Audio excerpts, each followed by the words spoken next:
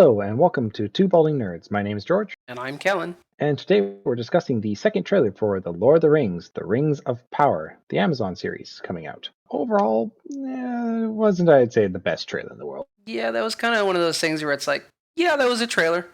you know, Minute long, didn't really show us much. And I mean, for a Super Bowl advertisement, you would think that they would have gone forward with like a full 2 minute trailer, that kind of gave us a little bit more than they did. But I feel like we're kind of early in production, maybe. Because it's Mhm. February and this is due out in September, so maybe just there wasn't enough to give. Maybe. I think the part that got me a little bit was there was a few things I saw in there, but if someone had shown me that and not mentioned that it had to do with the Lord of the Rings, I would have been totally convinced that someone was like, oh, this is Narnia or something else. Just a random fantasy series, right?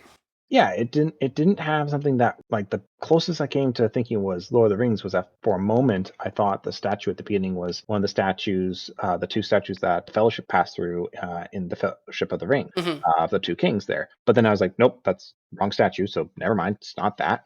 I guess it's always nice to see the beautiful landscape of New Zealand. You mean the digitally recreated Yeah, landscape of New Zealand? It looks like it's a lot of CGI, which we had talked yeah. about in the last one that we were concerned of the sins of the father rearing its head again, and it looks like it has. I can definitely say, like, there's potential that it could just be a little bit of a misstep where I think they kind of missed out on doing something that really hyped it up more.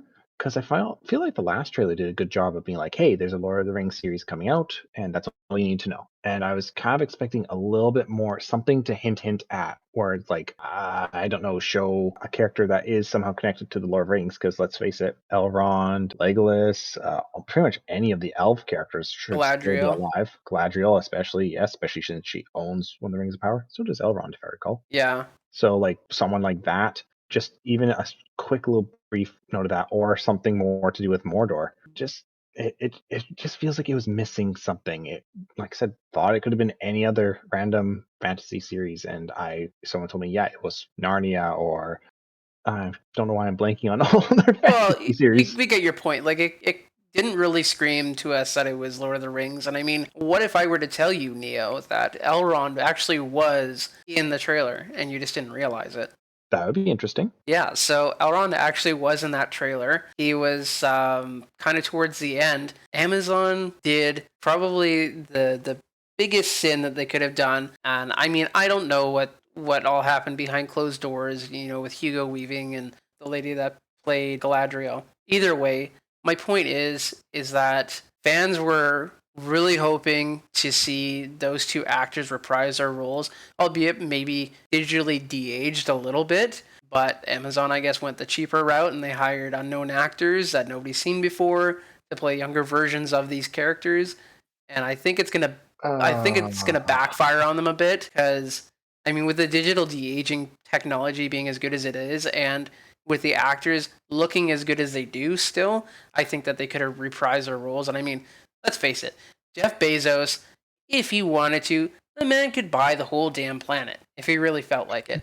Like, the guy's probably on his own a trillionaire and could afford Hugo Weaving, and he could have afforded Kate Blanchett for this. So, I mean, it's a tough day, I think, for Lord of the Rings fans. I know there's a lot of turmoil regarding this series, topics that we won't discuss here just because we don't wish to give our opinion on race matters. But there's a bit of that going on, which is quite unfortunate. But yeah, we're just hoping for the best out of this series, honestly, at this point. I haven't heard the controversy around that, and that's always a shame right off the bat. But even beside that fact, just overall, I'm kind of confused on where they're going with this. If it's about the story of the forging of the Great Rings and stuff, you think they maybe would show, I don't know, Sauron, who was the one who forged the Rings, or the power, and yeah, it just did not do much for me at this point. I'm really hoping for another trailer to kind of set my worries at ease, but as of right now, I'm just like, with all the other entertainment coming out, this trailer did not entice me to lean more toward the Lord of the Rings. Yeah, well, it's coming at a time of the year too in September when there's probably less competition. I get the feeling like Amazon, didn't want to invest a whole lot of money into this in case it flopped, and it's showing, with the unknown actors. And you know what? Everybody could be completely wrong about this.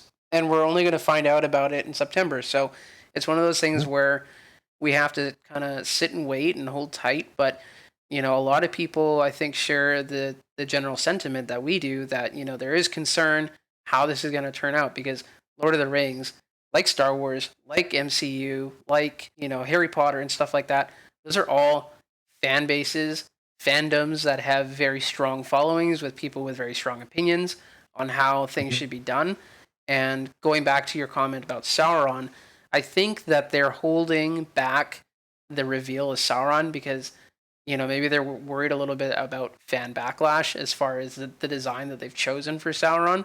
So Mhm. yeah, where it's totally one of those things where it's a wait and see. And I mean, I'm still anticipating this. I'm still excited to see this, but I definitely, like yourself, have concerns. Yeah, I haven't written it off yet, but I can definitely say, considering as you said, Jeff Bezos, Amazon, they have so much money, and I go, that was for a Super Bowl thing, your best step forward. It doesn't inspire much confidence, but I'm still willing to go, hey, you know what? If this is the worst step you have in the whole series, then that's pretty good. But so right now, I'm just, eh. I mean, there's a couple scenes in there that are very obviously CGI, and that's mostly where my concerns lie, because I didn't Uh, enjoy The Hobbit for that main reason. There was I was so used to the original Lord of the Rings trilogy that did so much practical work, and I know they did a ton of like graphical visual stuff as well, but it all just felt more realistic than the really ultra polished kind of world that The Hobbit was in.